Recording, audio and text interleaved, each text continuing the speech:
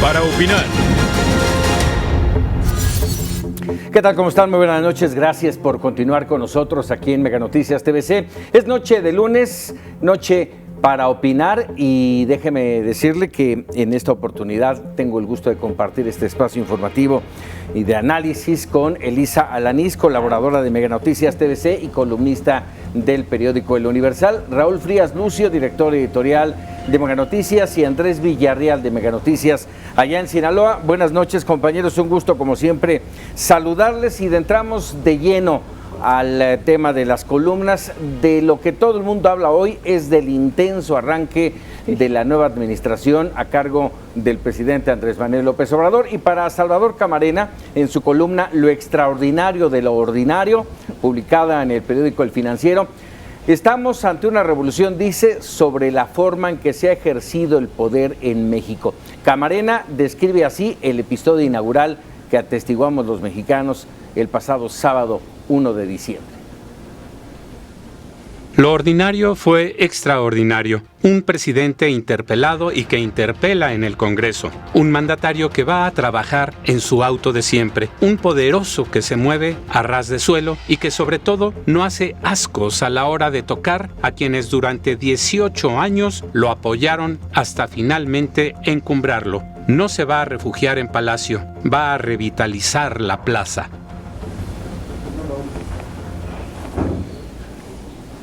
Y sí, lo pudimos ver, saludo con gusto. ¿Qué tal, Elisa, Paco? Hola. ¿Cómo estás, Andrés? Qué gusto saludarlos.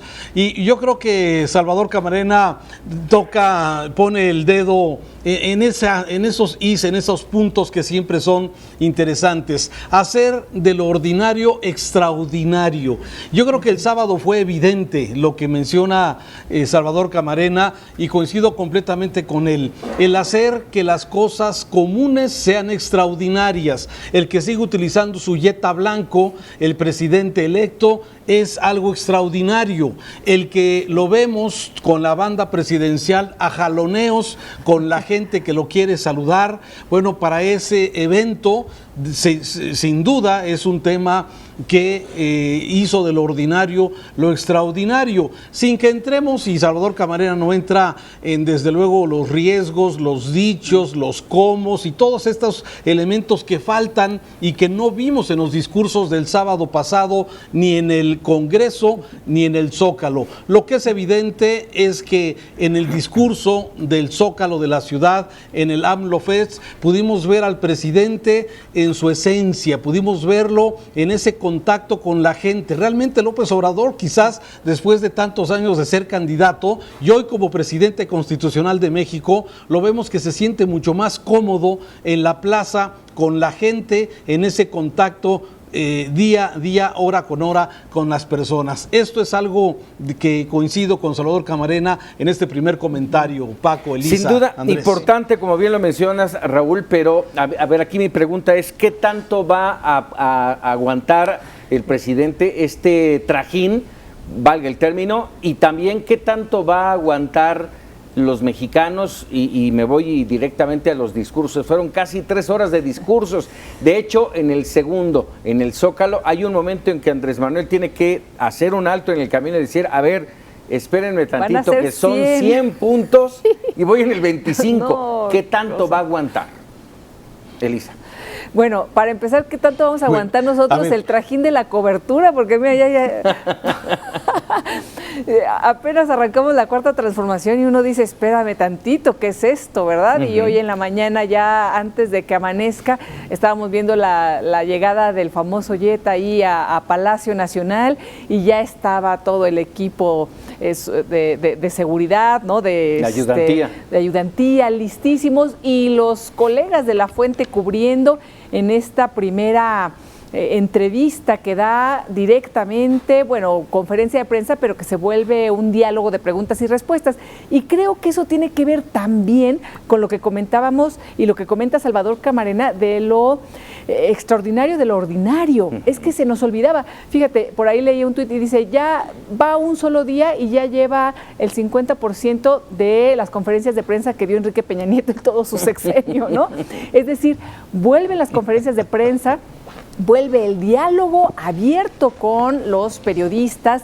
Vemos además a un Andrés Manuel, pues así como cualquiera de nosotros, en su auto, sin mayor seguridad, que eso tendríamos que platicarlo. Con sus problemáticas, obviamente, claro. con sus problemáticas, obviamente tiene ahí un grupo que lo va cuidando, pero sin mayor barrera con la gente que quiere acercar a saludarlo, a comentarle algo, incluso a darle flores. Entonces, ver esto, la verdad es que pone de relieve y creo que quiere contrastar los grandes excesos a lo que nos tenían acostumbrados los presidentes y, por supuesto, la violencia que se generó hace 6 años con toda la seguridad que había en la toma de protesta de Enrique Peña Nieto.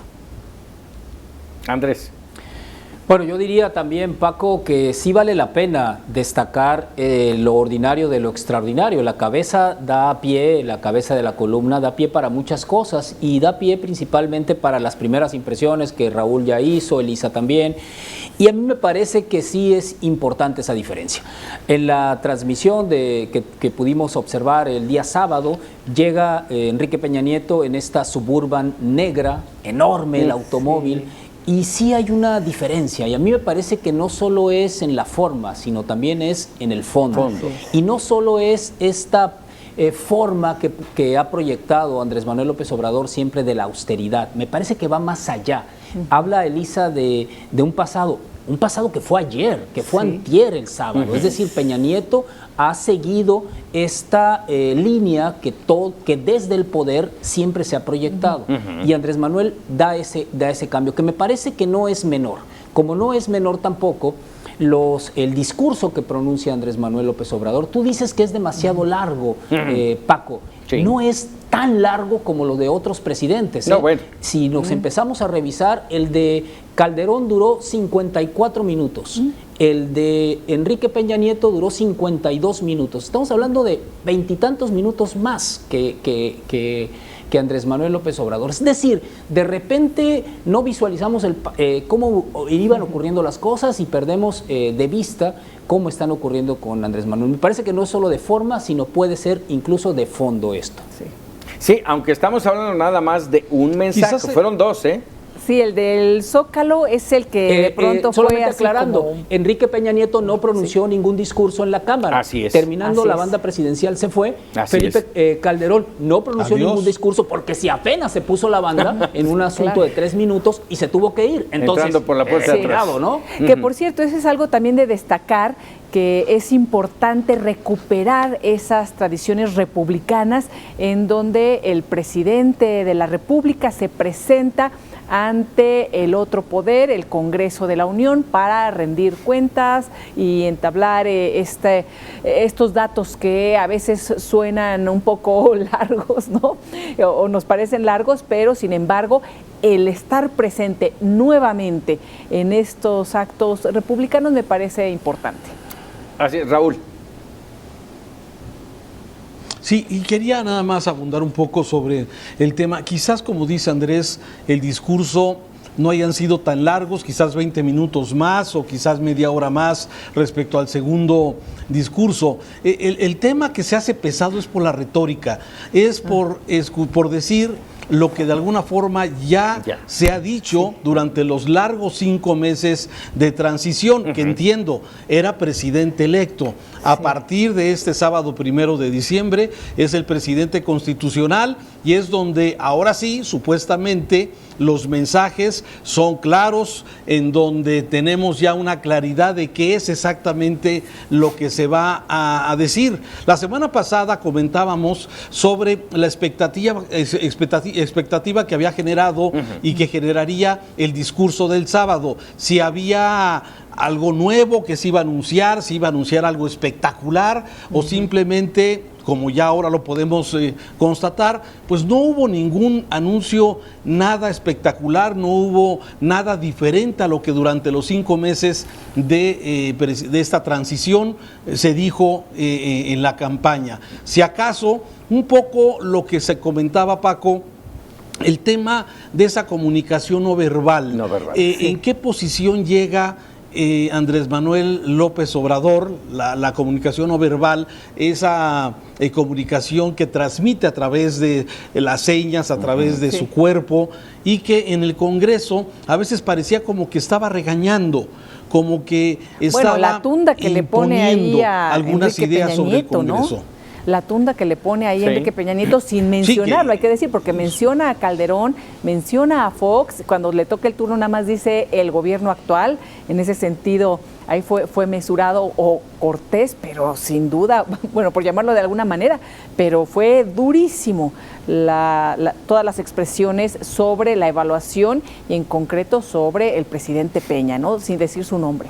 Vamos a ir a una pausa, pero regresamos. Tenemos todavía mucho que desmadejar de lo que fue el 1 de diciembre y el inicio de la Cuarta Transformación. Ya estamos de regreso aquí en Para Opinar. Vamos ahora a la columna que hoy Sergio Sarmiento en el periódico Reforma titula El antineoliberal. El columnista señala que el presidente López Obrador quiere regresar al México de los 60, 70, pero advierte que aquellos fueron tiempos muy distintos a los actuales. Para empezar, el mundo entero crecía a un ritmo mayor, lo que ayudó a la expansión mexicana. La población aumentaba 3.5% anual, por lo que el PIB per cápita lo hacía a solo 2.5%. Hubo disciplina financiera porque los presidentes dejaron trabajar a Ortiz Mena, que cuando era estudiante no podía haber estudiado economía porque la carrera no existía. Ni López Mateos ni Díaz Ordaz habrían cancelado el aeropuerto de Texcoco porque Ortiz Mena les habría advertido de las consecuencias.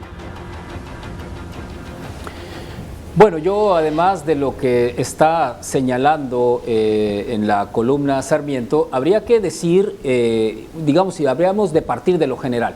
Andrés Manuel no solo hace este señalamiento con respecto a la situación de la economía, sino hace un análisis del país. Podemos estar de acuerdo o no con ese análisis que hace del país, pero ahí ya marca, me parece, e insisto con lo de la forma y el fondo, marca una diferencia con el resto de los discursos de toma de protesta, al menos los que yo revisé para estar platicando el día de hoy de Carlos Salinas para acá, me parece que marca una diferencia sustancial. Hace un análisis del país, insisto, podemos estar de acuerdo o no con él, pero hace primero esta evaluación del país. Sí, recurre mucho a lo que conocemos como esta etapa de México como el desarrollo estabilizador.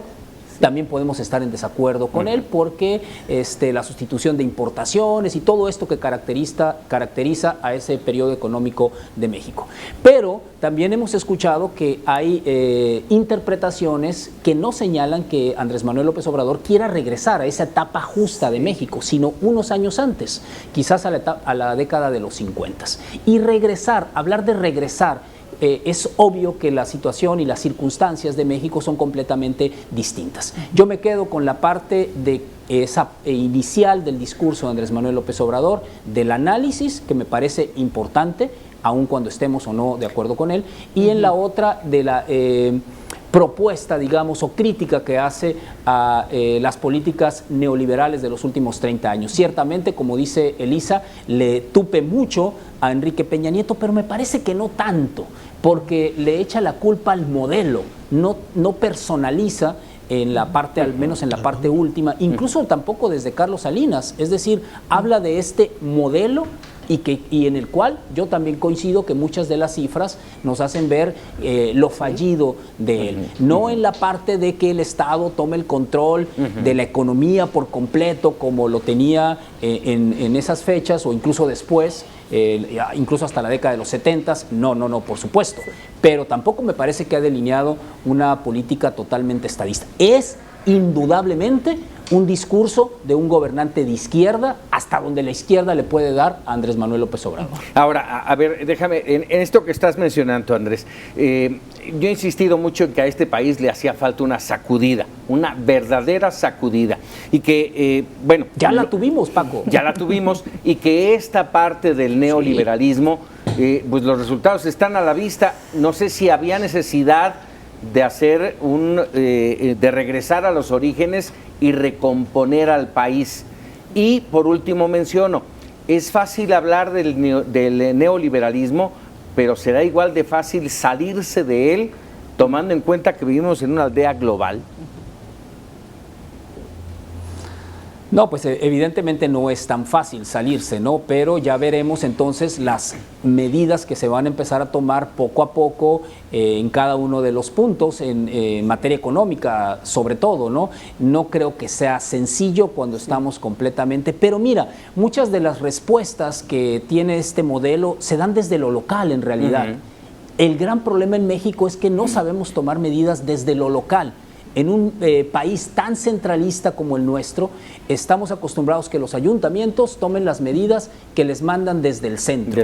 Y las medidas desde lo local, en un mundo global, difícilmente se toman en México. Oye, Andrés, comentabas este tema de podríamos estar o no de acuerdo con las descripciones que hace, los análisis de la situación que realiza Andrés Manuel sobre el país. A mí me parece que desde hace tiempo Andrés Manuel López Obrador hace radiografías muy precisas de lo que está sucediendo en el país y que más bien el problema radica en las soluciones que propone para salir de esa situación, y es en donde viene la confrontación, porque cuando empieza a hablar de la gravísima situación en la que estos últimos sexenios han dejado al país en términos de desigualdad, de pobreza, de corrupción, de inseguridad, bueno, me parece que todo el mundo está de acuerdo. El problema viene en la propuesta. Y él siempre ha sido también muy claro. Entonces, y voy a la pregunta de Paco, ¿qué tan fácil será salir de este modelo neoliberal? Y creo que ahí es en donde está el estira y afloje, las reacciones también de todo un proyecto neoliberal en el cual se ha sustentado México a nivel internacional, y que sin duda no es tan fácil, porque sí dependemos también de estructuras internacionales, mundiales importantes, en donde lo estamos viendo con el tema del aeropuerto. El día de hoy dijeron, no, todavía continúen los trabajos, porque si no las demandas en Nueva York van a estar tremendas, entonces mejor vamos con el tema a adquirir los bonos, vamos a tranquilizar esto, porque en el momento en que digamos se frena la construcción, vienen las demandas colectivas en Estados Unidos. Entonces sí hay elementos que se están considerando, y creo que ahí nuevamente hemos comentado aquí las figuras como la del secretario de Hacienda será importantísima para mantener los balances y la estabilidad. Sobre todo para no volver a caer en crisis como la del 82, la del 94, que nos llevaron justamente y que de alguna manera nos empujaron al país al neoliberalismo, Raúl. Claro, y déjame apuntar algo más. En este programa, lógicamente, podemos estar de acuerdo o no, como bien dice Andrés, del programa que ha presentado el presidente López Obrador, pero coincido con Elisa en el tema de los riesgos, y para eso estamos en este programa, bueno, para tratar de tener un poco más de luz sobre los riesgos que representan cada una de las propuestas que ha venido haciendo el presidente hoy, el presidente López Obrador, una enorme agenda de una serie de programas sociales que son enumerados por el mismo presidente ayer en las 100 acciones, desde los 3,600 pesos para más de 2,400,000 jóvenes, para los discapacitados, para duplicar las pensiones. A ver, todo eso me queda claro que es un modelo claro que seguramente el presidente debe tener. Aquí las dudas y las preguntas que hay respecto de dónde va a salir el dinero, y creo que los cómo volvieron a faltar en el discurso del sábado en el Congreso y en el discurso del Zócalo después por la tarde. Me parece que siguen faltando los cómo, y hay un sinfín de ejemplos de lo que de alguna forma se ha cuestionado desde la factibilidad económica y también rentable del proyecto del Tren Maya, que parece que sigue presente en el proyecto del gobierno, la refinería Dos Bocas, habilitar y modernizar la refinería de Salina Cruz, en fin, todos esos grandes proyectos que están incluidos en los 100 puntos que tocó de nueva cuenta ya el presidente constitucional de este país. Me parece que el riesgo es exactamente lo que debe ser debatido. No vamos a debatir el esquema, yo creo que está clarísimo, él es enemigo del neoliberalismo, así lo puntualizó claramente, queda claro que es un hombre de izquierda y que tiene un elemento altísimo de populismo dentro de sus propuestas el nuevo presidente López Obrador.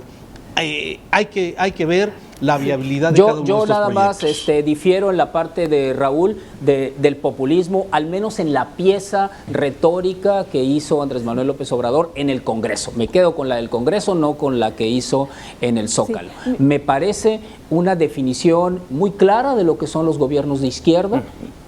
La parte del populismo me parece que ahí sí no coincide.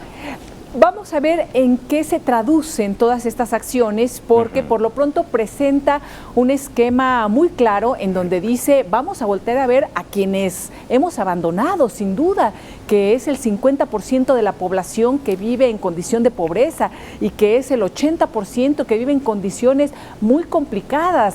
Entonces creo que en ese sentido hay una idea que es clarísima en Andrés Manuel López Obrador y que no nos podemos sorprender porque lo ha comentado desde siempre, ¿no? El tema de ir en contra de estos esquemas neoliberales, pero además hay que ver si sus propuestas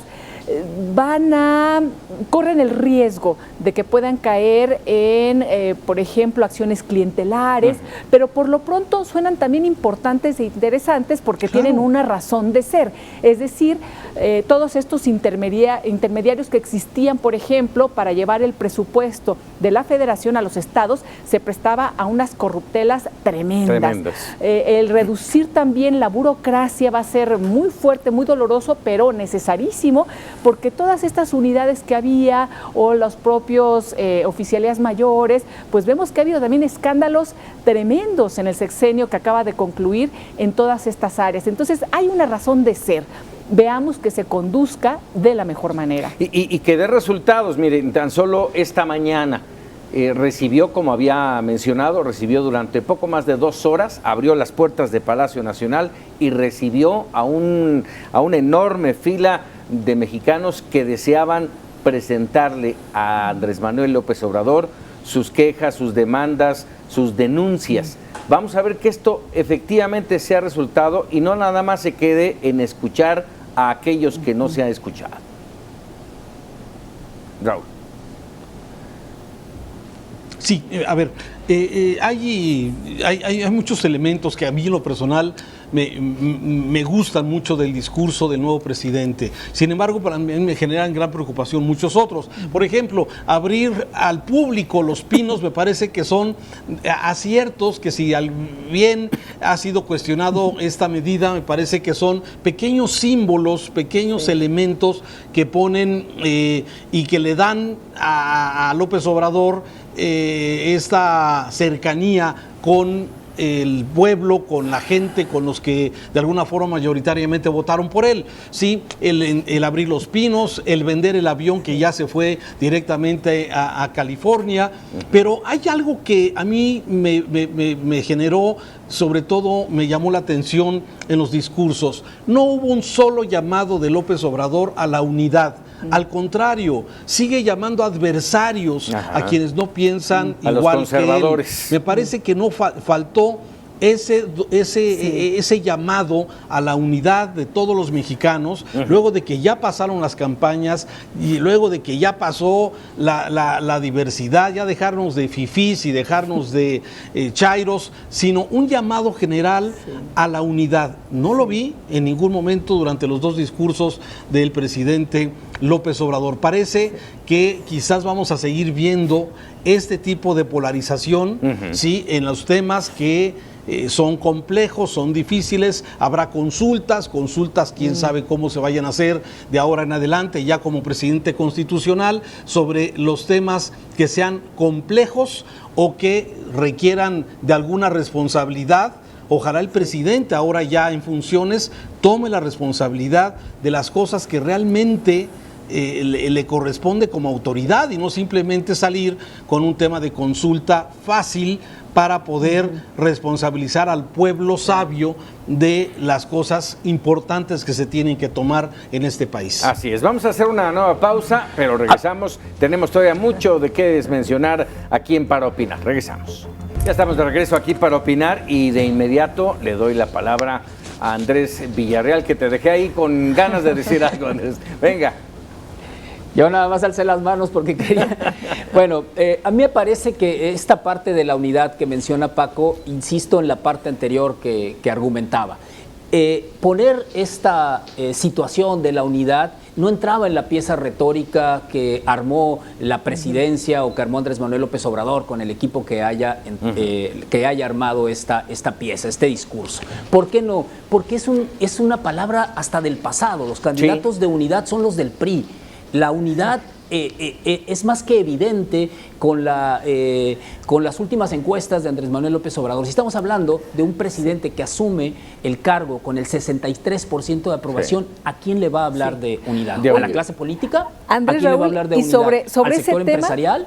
Sí, sobre ese tema de utilizar o no la retórica también que ya hemos escuchado desde hace mucho tiempo, me parece importante aclarar o acotar que en las columnas hemos visto mucha especulación o intentos de descripción de a quién se parece, cómo va a ser.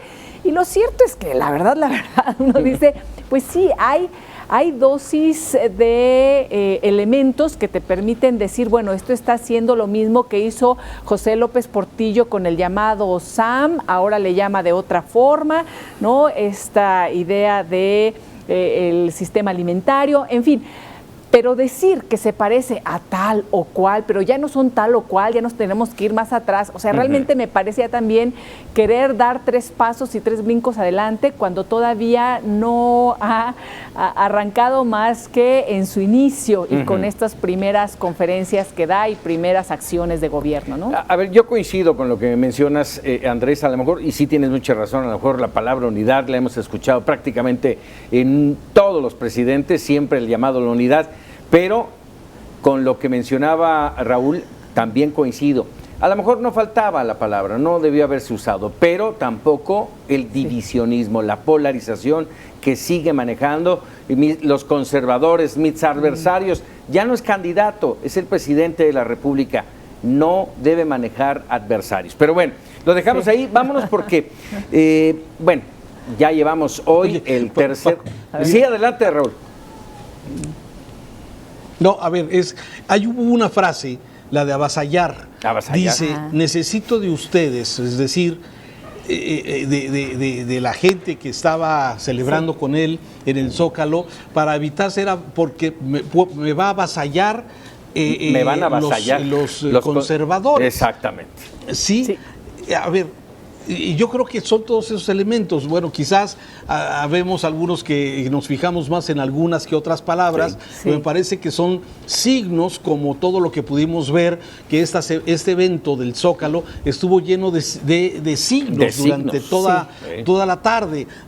Desde la parte en que se hinca frente a una persona que estaba como rezando o estaba diciéndole algo, o sea, todo fue lleno de símbolos, desde el mismo mando de los grupos indígenas, que no son símbolos que recibe de apoyo el mismo presidente electo, ¿no? En fin, a mí me yo parece, creo que vale la pena destacar estos pequeños elementos. No, y son elementos muy importantes, además, símbolos que creo yo marcan lo que él ha sido, lo que piensa, lo que cree y lo que pone de manifiesto. Aquellas personas a las que se les ha negado la voz están ahora ahí presente con gran fuerza. A mí eso me gusta muchísimo, pero sin duda esta otra parte de decir, faltan otros elementos, falta otra parte de la sociedad que a lo mejor no ha integrado y que quizá por el hecho de pensar que, por ejemplo, la sociedad civil, las ONGs, muchas de ellas han sido financiadas por los grupos empresariales que él los ve como sus adversarios, pero muchas otras no.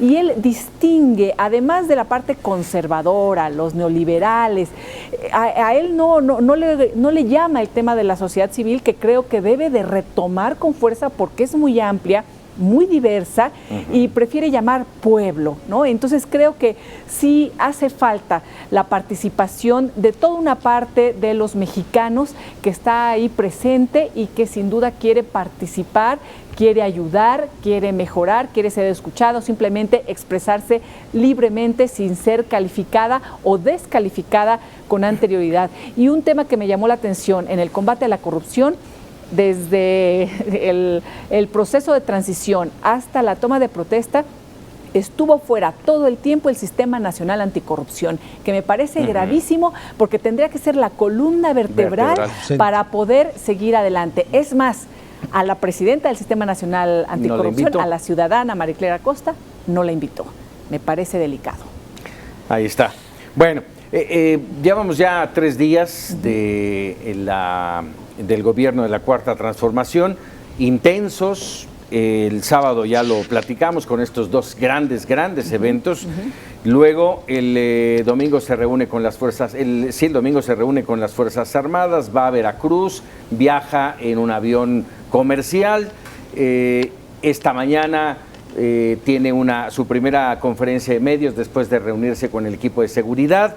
Habla también del tema Ayotzinapa, pero lo que giró en torno esta mañana fue el comunicado que difundió el Grupo Aeroportuario de la Ciudad de México, en la que hace mención y anunciaba que a pesar de la cancelación del proyecto del aeropuerto de Texcoco, las obras iban a continuar.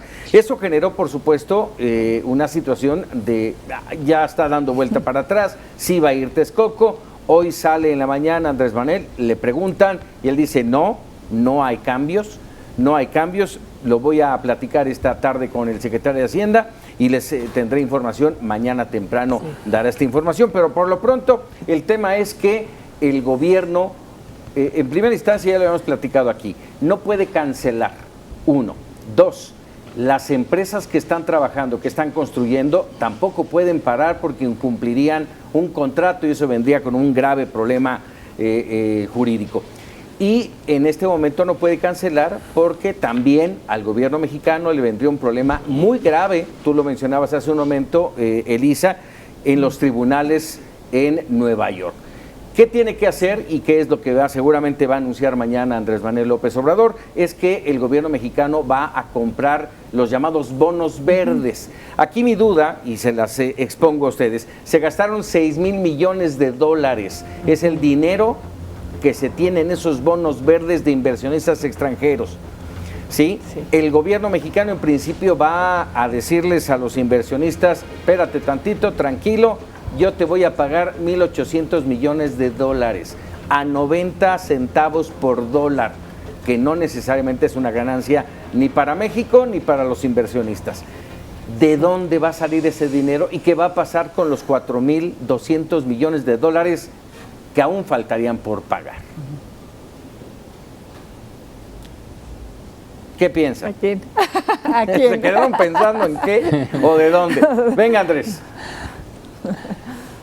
Bueno, evidentemente todo el dinero tiene que salir de las arcas públicas, ¿no? Es dinero público. ¿Qué medidas va a tomar? Ahí sí me parece que ya sí necesitamos muy puntualmente cuál va a ser la explicación, si va a ser esto que la Secretaría de Hacienda va a comprar los bonos, cómo exactamente se va a arreglar con las empresas que están en el desarrollo de este proyecto. Es decir, aquí nos faltan elementos, muchos elementos para poder dar una opinión. Lo que sí es evidente es que necesitamos que aclare exactamente cuál va a ser la medida. Sí, el aeropuerto no va, pero no va y qué va a pasar, ¿no? También. ¿Cuánto nos va a costar? Insisto. Sí. Hace un momento escuchaba una entrevista en radio en donde explicaban que nos iba a costar 100,000 millones. Eso es lo que tendría que pagar el gobierno, pero que el terminar y concluir la obra representaría alrededor de 300,000 millones. Entonces, que sería realmente mucho más caro continuar con la obra que lo que va a costar pagar esto. Yo creo que aquí más bien son negociaciones ya entre abogados, porque algunos de algunos dirán, prefiero irme a demandas y a denuncias y le voy a ganar más y me voy a Nueva York a negociar con el gobierno de México. Entonces creo que aquí ya son palabras de negociación y nuevamente el secretario de Hacienda pues tendrá que tener ahí los números claros, que me imagino que ya medio los tenía aterrizados cuando se tomó esta decisión y lo presentará mañana. Ahora, haces tus cuentas, pero vamos a ver si los inversionistas van a aceptar, Raúl. Exacto. A ver, sí, claro, a ver, son 130 mil millones de pesos, según lo que se ha dicho, que nos va a costar a los 130 mil millones de pesos. Es lo que nos va a costar a los mexicanos cancelar el aeropuerto y para comprar los bonos que de alguna forma tenían el respaldo de los bancos estadounidenses. Pero, a ver, son las cosas que ¿por qué esto no se dijo en la consulta? ¿Por qué no se presentó esta así? A ver, cancelar el aeropuerto nos va a costar 130 mil millones de pesos. Terminarlo iba a costar 300 mil millones de pesos. O sea, pero ahí es donde volvemos a esas cosas a veces presentadas y manejadas en forma parcial para tener un resultado parcial. A mí lo que me llamó la atención es que la primera pregunta que le hacen al ya presidente sobre el tema del aeropuerto dijo que no sabía. Que se iba a enterar, que iba a preguntar. ¿Cómo? Si es la cancelación del evento más importante, de la construcción más importante del sexenio de Peña Nieto, el aeropuerto de la Ciudad de México, y ahora resulta que sí hay que esperar que a lo mejor nos demandan y hay que ponerle 130 mil millones de pesos a ese esqueleto que va a quedar de concreto enterrado ahí en la zona. En fin, sigo pensando que hay información parcial, que se utilizó información parcial para hacer una consulta que ya tenía un resultado específico y que ahora estamos viendo ya la realidad. Ya no era tan sencillo simplemente cancelar esa obra del aeropuerto de Texcoco, estemos o no de acuerdo con ella. Claro, claro, totalmente de acuerdo. Exacto. Ahora, a estos números que tú mencionas, Raúl, hay que agregarle lo que va a costar la construcción de las 2 pistas en Santa Lucía, el reajuste, la remodelación, la adaptación que se le tenga que hacer tanto al Benito Juárez como al aeropuerto de Toluca, y agreguémosle a ello también, por supuesto, cuánto va a costar la destrucción de lo construido, porque no se puede quedar nada más así. Sí.